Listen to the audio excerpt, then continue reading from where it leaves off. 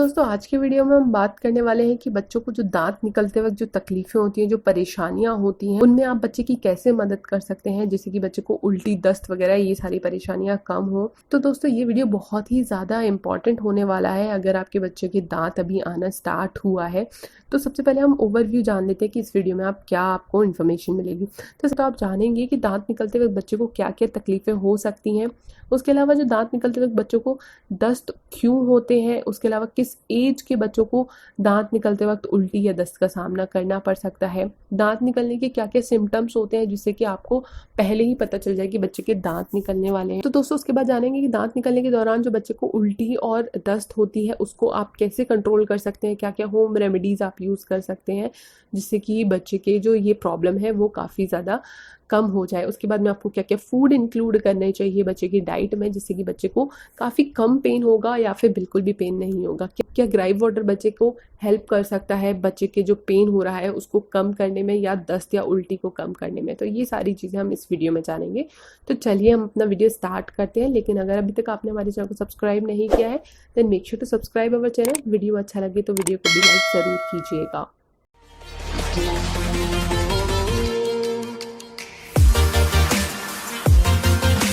अगर हम बात करें कि दांत निकलते वक्त कौन कौन सी प्रॉब्लम हो सकती हैं, बच्चों को क्या क्या डिफिकल्टीज बच्चे को फेस करनी पड़ सकती हैं ड्यूरिंग द टीदिंग। निकलते वक्त बच्चों को उल्टी, दस्त, बुखार, ये सारी चीज़ें जो है वो काफ़ी ज़्यादा कॉमन देखी जाती हैं। इसके अलावा बच्चे के जो मसूड़े होते हैं, जो गम होते हैं, उनमें बच्चे को काफ़ी ज़्यादा पेन, सेंसेशन सा फील होता है जिसके कारण बच्चा काफ़ी ज़्यादा इरिटेट होता है। इस दौरान बच्चा इतना ज़्यादा परेशान और चिड़चिड़ा दिखाई देने लगता है कि घर का हर मेंबर बहुत ही ज़्यादा परेशान होने लगता है। नहीं समझ आता कि हम कैसे अपने बच्चे को इस परेशानी में हेल्प कर सकते हैं। तो इस वीडियो में आप ये सारी चीज़ें जान जाएंगे। उसके अलावा दोस्तों बच्चे की जो मसूड़े हैं वो सूजन उनमें आएगी, उनमें दर्द हो सकता है जैसे कि मैंने अभी आपको बताया। तो ये सारी जो डिफ़िकल्टीज़ हैं वो बच्चे को फेस करनी पड़ सकती हैं ड्यूरिंग टीदिंग। अगर हम बात करें कि बच्चे को दांत निकलते वक्त दस्त क्यों होते हैं, तो दांत निकलते वक्त बच्चे को बहुत ही ज़्यादा जो उसकी गम्स है वो बहुत ही ज़्यादा सेंसेशन सा उनको होता है। इसकी वजह से क्या होता है, बच्चा बार बार अपनी उंगली अपने मुंह में डालता है और कई बार उसी उंगली से कोई चीज़ टच की और उस उंगली पे डस्ट आ जाता है, गंदगी आ जाता है। और अगर वो उंगली गीली होती है क्योंकि उसने मुंह में डाली है तो उसकी उंगली से ज़्यादा गंदगी टच हो जाती है और वो वापस उस गंदी उंगली को ही अपने मुंह में डालता है जिसकी वजह से इन्फेक्शन हो जाता है और जिसकी वजह से दस्त हो जाता है। वहीं ज़रूरी नहीं है ये इन्फेक्शन सिर्फ बच्चा अपनी फिंगर मुंह में डाल रहा है उसी से हो।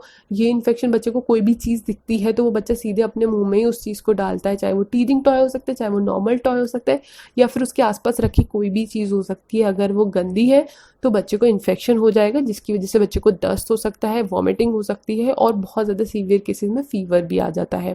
तो इसीलिए जब भी टीदिंग हो रहा है बच्चे को, जब भी आपको लग रहा है कि बच्चे के दांत आ रहे हैं या आने वाले हैं, इस केस में आपको हाइजीन का बहुत ज़्यादा ध्यान रखना है जिससे कि बच्चे के टीदिंग के दौरान बच्चों की सारी प्रॉब्लम्स नहीं होंगी। अगर हम बात करें कि किस एज तक के बच्चों को उल्टी, दस्त, इन सारी चीज़ों का सामना करना पड़ता है टीदिंग के प्रोसेस में, जब बच्चे 4 to 7 मंथ के होते हैं इस दौरान जो है वो बच्चे के दांत निकलना स्टार्ट होता है। सबसे पहले जो दांत आते हैं वो आगे के जो फ्रंट साइड के नीचे के दांत आते हैं, फिर उसके बाद में ऊपर के दांत आते हैं और ये कई बार अलग भी हो सकता है लेकिन ज़्यादातर केसेस में ऐसा ही होता है कि सबसे पहले नीचे के दांत आते हैं फिर ऊपर के दांत आते हैं। बाकी के दांत 2 साल के ड्यूरेशन में कभी भी धीरे धीरे निकलते रहते हैं, कभी एक एक करके भी निकल सकते हैं, कभी कभी पेयर में भी निकलते हैं। तो इसीलिए ये 2 साल तक बच्चे के ये जो प्रोसेस है वो चलता रहता है। जब बच्चा 3 साल का होता है तो उसके करीब 20 जो टीथ हैं वो आ चुके होते हैं। 3 साल तक ये होता है, लेकिन जो 2 साल तक बच्चे को काफ़ी ज़्यादा प्रॉब्लम होती है उसके बाद में इतना प्रॉब्लम नहीं होती है। कुछ बच्चों के दांत थोड़े देर से निकलते हैं, वहीं कुछ बच्चों के दांत थोड़े जल्दी निकलने लगते हैं। मेरी डॉटर के बहुत ही जल्दी दांत निकलने लग गए थे क्योंकि शायद मुझे लगता है कि मैंने कैल्शियम और विटामिन डी ये सारे सप्लीमेंट्स बच्चे को दिए थे तो मेरी डॉटर के दांत बहुत ही जल्दी निकले थे और टचवुड उसको कोई भी ज़्यादा प्रॉब्लम नहीं हुई है क्योंकि मैंने हाइजीन का और जो मैं भी आपको सारे टिप्स बताऊंगी वो सारी चीज़ें मैंने बहुत ज़्यादा ध्यान रखी थी। तो मेरी डॉटर को टच वुड इतना प्रॉब्लम नहीं हुआ था। तो जो मैं अभी आपको बताऊंगी, आप प्लीज़ अपने बच्चे के लिए वो सारी चीज़ें फॉलो कीजिएगा, जिससे कि आपके बच्चे को भी कोई परेशानी ना हो। दोस्तों, अगर मैं आपको बताऊं कि दांत निकलने के क्या क्या सिम्टम्स होते हैं, what is the symptoms of teething, आपको कैसे पता चले कि बच्चे के टीथ निकलने वाले हैं या अभी स्टार्ट हो गया है। तो क्योंकि जब एकदम से टीथ आने वाले होते हैं तब आपको टीथ नहीं दिखाई देते, बच्चा इरिटेट होता हुआ आपको दिखाई देगा, बच्चा बहुत ज़्यादा मुंह से लार टपका रहा है, ऐसी चीज़ें दिखाई देगी, लेकिन आपको दांत नहीं दिखाई देगा। तो आपको क्लियर नहीं हो पाएगा कि बच्चे के दांत आ रहे हैं, बच्चा किसी और चीज़ से परेशान हो रहा है। तो जो मैं अभी आपको ये सिम्टम्स बताऊंगी, आप इन चीज़ों पे फोकस करेंगे तो आपको समझ आ जाएगा कि बच्चे को टीदिंग हो रही है या फिर बच्चा किसी और चीज़ से परेशान है। तो सबसे बड़ा जो सिम्टम होता है या इंडिकेशन होता है, अगर बच्चा हर चीज़ को जो भी उसके आसपास दिख रही है उसको लेके सीधे अपने मुंह में डालता है और उसको च्यू करने की कोशिश करता है, उसको चबाता है, तो ये एक सिम्टम होता है कि बच्चे को टीथ आ रहे हैं।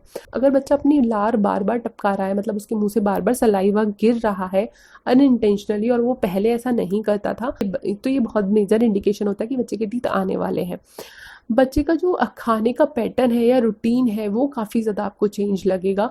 हो सकता है बच्चा एक बार में अच्छे से ना खाए, हो सकता है कि बच्चा बहुत ही कम खाना खाए, ये भी हो सकता है कि बच्चा थोड़ा खाना खा रहा है इसलिए थोड़ा फ्रिक्वेंटली खाना खाए। तो बच्चे का जो खाने का रूटीन है या खाने का वे है, खाने की क्वांटिटी है, कंसिस्टेंसी, सारी चीज़ें वो चेंज हो सकती हैं। हो सकता है बच्चा पहले थोड़ा सा सॉलिड खा पाता था, लेकिन जब उसको टीदिंग हो रही है तब वो सॉलिड नहीं अच्छे से खा पा रहा है क्योंकि उसको च्यू करने में प्रॉब्लम हो रही है। तो इस केस में आप बच्चे को थोड़ा सा प्यूरीड फॉर्म में खाना दें, थोड़ी सी पतली कंसिस्टेंसी में खाना दें, थोड़ा सा आप उसको मिक्सी में अच्छे से पीस के दें, जिससे कि बच्चे को च्यू करने की ज़रूरत ना पड़े और बच्चे को ज़्यादा पेन ना हो और बच्चे को प्रॉपर खाना भी मिल पाए। अगर बच्चा बहुत ज़्यादा कॉन्स्टेंटली रो रहा है, चिड़चिड़ा रहा है, बहुत ही ज़्यादा इस तरह से बच्चा इरिटेट हो रहा है, तो आप समझ सकते हैं कि ये टीदिंग का एक सिम्टम है, इंडिकेशन है। बच्चा प्रॉपर सो भी नहीं पा रहा है, सोते सोते भी वो बार बार रोने जैसी आवाज़ कर रहा है या बीच बीच में उठ के रोने लगता है, तो भी आप समझ सकते हैं कि ये बच्चे के टीदिंग का फेज है। अगर बच्चे के जो गम्स हैं वो सूज गए हैं बहुत ज़्यादा, आपको फील होगा जिस जगह का दांत निकलने वाला है उस जगह पे आपको वो गम थोड़ा सा सूजा हुआ महसूस होगा। अगर ऐसा है तो आप समझ जाइए कि बच्चे के दांत आने वाले हैं। तो दोस्तों, अगर हम बात करें कि आप बच्चे के जो उल्टी दस्त बुखार का ये प्रॉब्लम है, तो वो आप कैसे बच्चे को हेल्प कर सकते हैं, इन सारी परेशानियों से कैसे बचा सकते हैं। तो सबसे पहली चीज़ तो ये है कि आपको बच्चे को जितने भी रिक्वायर्ड सप्लीमेंट होते हैं, कैल्शियम का, विटामिन D3 का, ये सारे सप्लीमेंट्स ज़रूर दीजिए। अगर आप ये सारे सप्लीमेंट्स देते हैं बच्चे को, तो बच्चे को ज़्यादा प्रॉब्लम नहीं होती है, आपको पता भी नहीं चलेगा और बच्चे के दांत भी आ जाएंगे। हाँ, थोड़ा बहुत बच्चा इरिटेट होता है, लेकिन बहुत ही ना के बराबर। आप उस चीज़ को आराम से हैंडल कर सकते हो। लेकिन अगर आप बच्चे को सप्लीमेंट्स नहीं देते हो तो फिर बच्चे को काफ़ी ज़्यादा प्रॉब्लम होती है टीथ्स वगैरह आने में, वो उस पेन को बर्दाश्त करने में बच्चे को काफ़ी दिक्कतें होती हैं। यही इसीलिए आपका बच्चा अगर 1 साल से छोटा है तो आप ध्यान दीजिए, आप अपने डॉक्टर से बात कीजिए, आप अपने डॉक्टर से जो रिक्वायर्ड सप्लीमेंट्स है वो आप प्रिस्क्राइब करा के परचेस करिए। हालांकि मैंने एक वीडियो बनाया है पास्ट में इसके ऊपर, आप वो वीडियो भी देख सकते हैं, मैं लिंक नीचे डिस्क्रिप्शन में दे दूँगी, तो आप उस वीडियो को ज़रूर देखिएगा और आप अपने बच्चे के लिए सप्लीमेंट्स परचेस करिए और सप्लीमेंट्स दीजिए। इसके अलावा अगर हम बात करें तो मैंने अभी आपको थोड़ी देर पहले बताया कि बच्चा हर चीज़ अपने मुंह में डालने की कोशिश करता है, जिसकी वजह से बच्चे को इन्फेक्शन हो जाता है और लूज मोशन, बुखार जैसी चीज़ें आपको दिखाई देती हैं। तो इसीलिए आप बच्चे के आसपास जितनी भी चीज़ें हैं, जिन जिन टॉय से वो खेलता है, उन टॉयज़ को आप डेली बेसिस पे क्लीन कीजिए। जो बच्चे की बॉटल क्लीन करने का जो लिक्विड आता है जिससे अपन क्लीन करते हैं बच्चे की बॉटल, उसी लिक्विड से आप बच्चे के सारे टॉयज़ डेली बेसिस पे क्लीन कीजिए। उनको प्रॉपर एक बास्केट में रखिए रादर देन कहीं भी फ्लोर पे ऐसे छोड़ देने से, क्योंकि कई बार क्या होता है फ्लोर पे डस्ट होती है या फिर कई बार कॉकरोचेस वगैरह भी अगर उनके ऊपर से चल जाते हैं तो फिर काफ़ी ज़्यादा इन्फेक्शन होने के चांसेस होते हैं। इसीलिए आप बच्चे के टॉयज़ को एक तो प्रॉपर प्लेस पे रखिए जिससे कि काफ़ी ज़्यादा गंदगी वहाँ तक ना पहुँचे, और दूसरा उनको डेली बेसिस पे क्लीन कीजिए। तीसरा, आप बच्चे के लिए टीदिंग टॉयज़ परचेस कीजिए जिससे कि बच्चा उसको थोड़ा सा टीद कर सके, उससे बच्चे के पेन में काफ़ी ज़्यादा रिलैक्स मिलेगा। लेकिन ये टीदिंग टॉय हर बार आपको वॉश करना है। जब भी आप बच्चे को टीदिंग टॉय दे रहे हैं च्यू करने के लिए, आपको every time you have to clean this with that bottle cleanser only. आप उस बॉटल क्लींजर से टीदिंग टॉयज़ को एवरी टाइम आपको इसको क्लीन करके देना है। उसके अलावा आपको पानी का बहुत ज़्यादा ध्यान रखना है। अगर बच्चे की बॉडी में एडिक्वेट क्वांटिटी में पानी होगा, पानी की कोई कमी नहीं होगी, तो पहली चीज़ बच्चे को पेन कम होगा, दूसरा गम्स में काफ़ी ज़्यादा स्वेलिंग या फिर पेन नहीं होगा।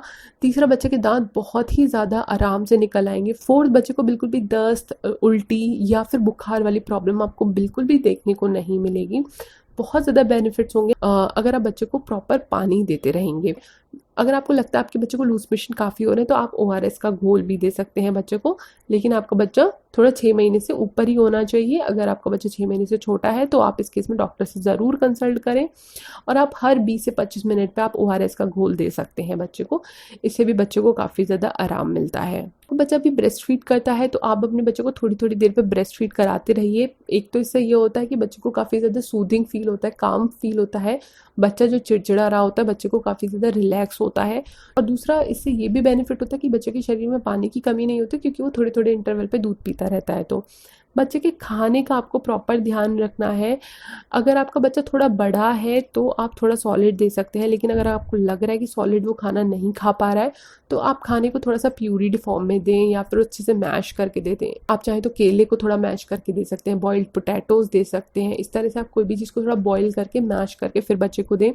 थोड़ा सा कोशिश करिए, अगर आपका बच्चा 7-8 महीने का है तो आप बिल्कुल पानी वाली कंसिस्टेंसी में दें। दाल को एकदम से बिल्कुल पीस के और सूपी फॉर्म में दें।